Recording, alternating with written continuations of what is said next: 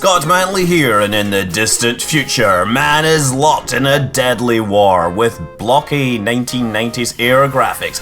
It is Wing Commander, the original Chris Roberts game. Yes, Chris Roberts, who is of course launching the very first part of Star Citizen this week, and everybody's spending millions of dollars on it. This is where he started his odyssey into space.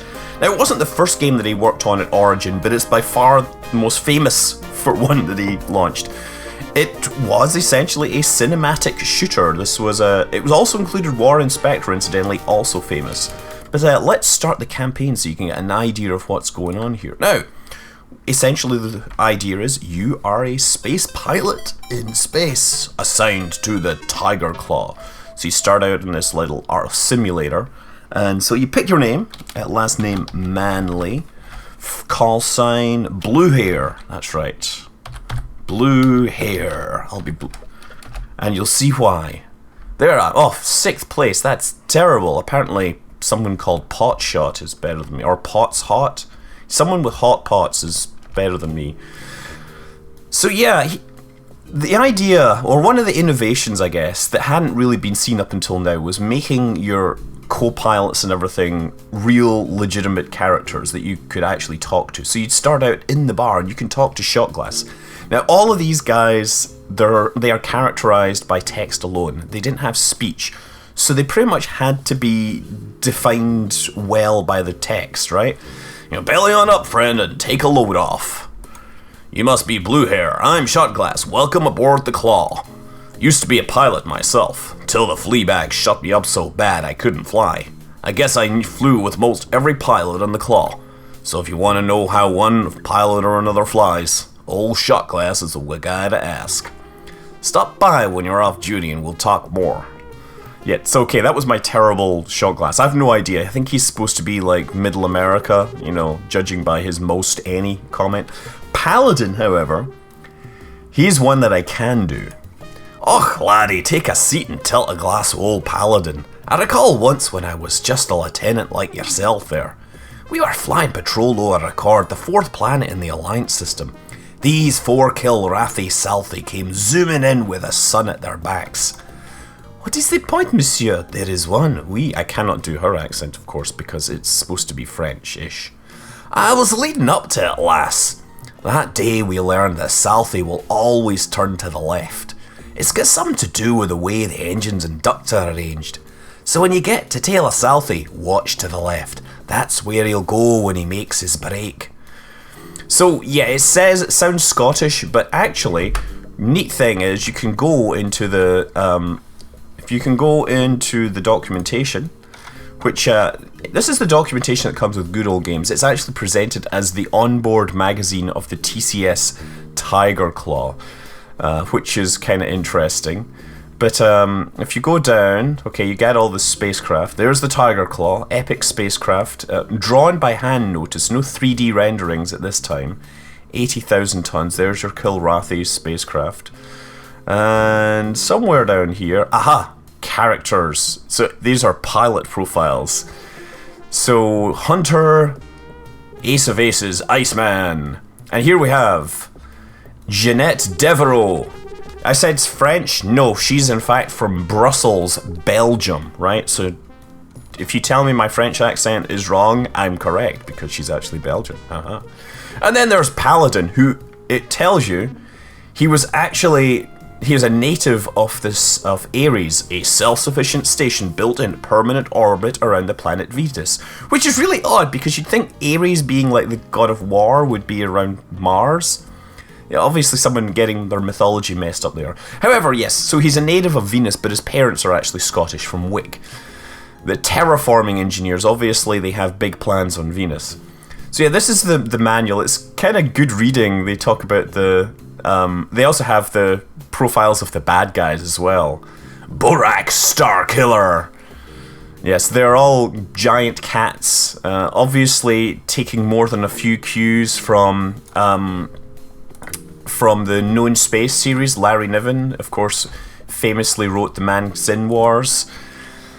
Aha, so this is the barracks. This is where you save your games. These are all saved games here. Yes, so I could save it here just in case I die. So I'm going to save this as Blue Hair. 1990 this was, right? I can look at my medals. Instead of if I click on the poster of the cute chick, no, it's actually Blue Hair's chest. I have no idea why someone would do that. Mission Hangar! So now we actually get to do some missions. Enyo Systems, 0600 hours, 2640, whatever. The Tiger's Claw dropped from jump space 7 hours ago at 0800. Blue Devil Squadron had first patrol. You Killer Bees have the next shift. You rookies will be flying with experienced pilots on your first missions. I want the rookies to fly as wing leaders. You vets keep an eye on the kids out there. Here are the assignments. Blue Hair, you'll be leading Alpha Wing. Spirit will fly with you on your wing. She's quiet, but she knows the ropes. Another stereotype there. You're the wing leader, but if Spirit talks, you be sure and listen. Got it? Yes, sir. There you see, Blue Hair. Good, here's your patrol plan then. Computer, display Alpha. You'll check in 3 possible jump points at about 20,000 clicks out. Here are the asteroids near the nav points, 2 and 3, so stay on course. Any questions? Yes, Commander. What are we to do if we encounter the enemy? Engage. If the odds look good, let Blue Hair make the call. Next is Beta Wing. Your thoughts wander as the commander makes the rest of the assignments. And back to the Tiger's Claw. Remember, this is no train sim. If you see the enemy, he'll be out to kill you, and I'll be out to kill him. Be sure you do it. Oh, whatever. Squadron dismissed. I think the timing's a little messed up on this because DOSBox runs faster than old DOS systems. Look at the running, huh? We're suddenly on alert, even though we planned this. I don't quite get that, but hey, some of the missions will actually be alerts. The whole mission campaign follows like a branching mechanism, so you know, as you do well in missions, then you get more attack missions, and as you do poorly, you get more defense missions, and hopefully you get the good ending instead of the bad ending. So press A to do my autopilot, and you get nice little cutscenes. Now, you notice the graphics. These are not 3D polygon graphics. These are scaled sprites, basically. There we go. We're taking one of them. Comms, Spirit, break and attack. Oh, I'm gonna increase my speed. Come on. Ah ha ha ha ha. Oh no! I died straight away! Yes, old games never known for bulking away from high difficulties. It is always sad to lose a pilot. But it is especially difficult when he is as young as Blue Hair. He died without even a chance to prove himself. Company, attention! Prepare arms. Farewell, Blue Hair, you'll be missed. Fire! Fire! Fire! Yes. Well, this death sequence was actually highlighted in its era for being, you know, a huge step forward in gaming storytelling. So it's actually good that I got to feature it. Yeah, back then there really wasn't anything like this in terms of storytelling for spaceship games. I mean, there were adventure games that had some of these cutscenes, but nothing for spaceship games. And I think, you know, one of the things that strikes me about Star Citizen is the amount of people spending hundreds of dollars on this, thousands of dollars even. And my theory behind this is that the people that were able to get Wing Commander running back in 1990, they had to reconfigure their DOS setup so that it loaded device drivers correctly and, you know, basically got them enough memory. And these kids were smart kids. And they probably went on to do smart things. And so now they're grown up with families and they're sitting on solid jobs with lots of money and they want to relive their teenage years. And that's why they're spending thousands of dollars on internet spaceships. Okay, once again we are heading back into space. This time I will try not to die. I deliberately died just to show you the awesome end sequence, really, for sure. For reals, right? Let's point towards our target. And autopilot. Okay, so I was saying about the graphics. They are sprites that are scaled and rotated. Basically, the original models were much cooler than they could ever do using the graphic technology of the era. Spirit, form up in my wing. We're gonna shoot these things. Okay, try not to crash into these Kilrathi. He's coming straight for me. The big cat's coming straight for us. That sounds familiar. Okay, gonna go a little faster. Look at him, he's breaking downwards. There's no target lead indicator, which makes this kind of hard to track sometimes. Oh man. Let's shoot a missile at him. I don't know, I didn't get a missile lock, did I? That was hopeless. Ready to engage, Commander. Thank you. Commander, break and attack. Oh, he ran away, damn it. Well, so much for that. You're now gonna die. Okay. So they made like 3D models. Oh, what are you doing? Get out of my way! You're in my way!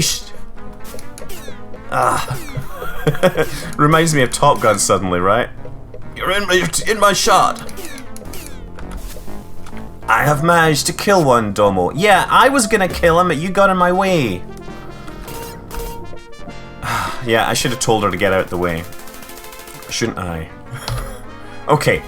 So they built like nice looking 3D models for all these things, rendered them from a whole bunch of different angles, and then that was those were then converted to sprites, and that's what's in the game. Because back then, your typical 3D engine would do flat shaded polygons. In fact, they wouldn't be even shaded according to light. They would typically have one color. Although some games did do shading with light, it was rare at the time. And with the computing power of the era, you'd be talking maybe a few thousand polygons per second if you had a hot shot, developer that really knew how to optimize 3D engines. Say someone like Jez San, of Argonaut Software.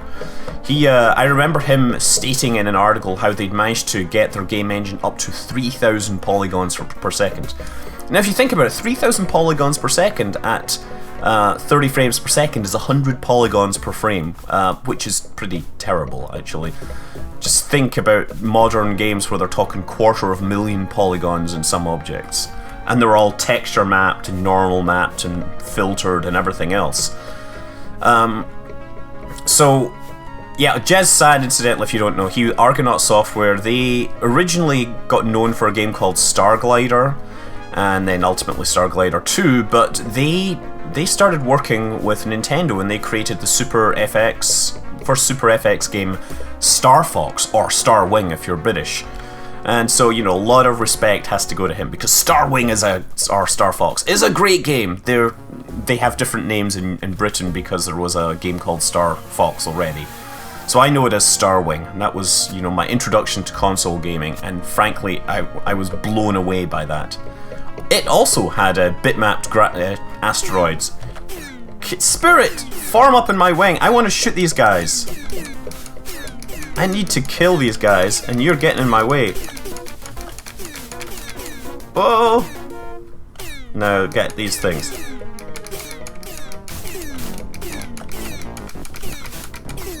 Where is he? Come on. The joystick's really kind of awful. Note the guy's hand at the bottom working the stick. Yes. He looks like he knows how to work a stick. Or either that, or it looks like he's playing with himself in space. Oh! Obviously, we weren't used to these kind of graphics back then. Okay, now I'm gonna get the kill. Because I don't... Yeah, I know you're ready to engage, but last time you engaged, you got in my way. There, thank you. Yes! Thank you, Sato. Thank you for following my orders. Let's go to the next location. See, this was Origin. At this point, Origin was more famous for the Ultima games, right? Origin was known for making RPGs. Things like Ultima and Worlds of Ultima and things like that. It was nothing to do with EA, who of course have taken Origin as their name for their digital delivery system. Oh crap, yes, that was a bad one, yeah. Oh dear, that could almost be bad. New objective, destination Tiger's Claw. Oh, hazard near, we just gotta wait to get out of range. Man, I smashed up my ship pretty badly. Still waiting for the hazard near to go away in the bottom right display screen thingy, VDU. And we do this, autopilot.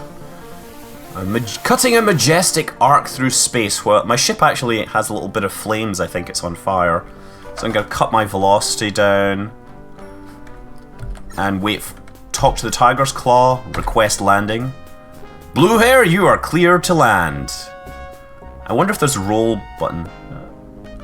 Yes, there we go. Ha ha ha ha. Landing on the deck.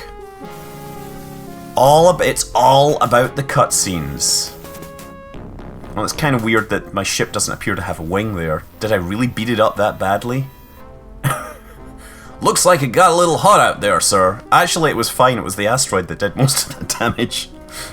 Yes, I was shot up pretty badly by those Kilrathi. This doesn't look like Kilrathi damage.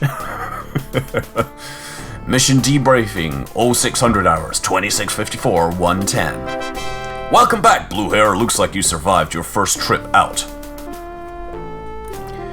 He is a very able pilot, Commander. It is an honor to fly with his wing. That's right, high praise coming from Spirit. You should be proud, Blue Hair. In any case, you flew well out there. I've reviewed the mission report from your flight recorder. Let's go over the mission report. You got 2 of the hairballs, Blue Hair. And 1 Kilrathi for Spirit. That's all then. Dismissed. And that's the first mission. We'll probably just stop it here. Let's take a look and see who else is around. This is Hunter. So Hunter is... he's Australian, I believe. You're Blue Hair, right? They call me Hunter, mate. G'day.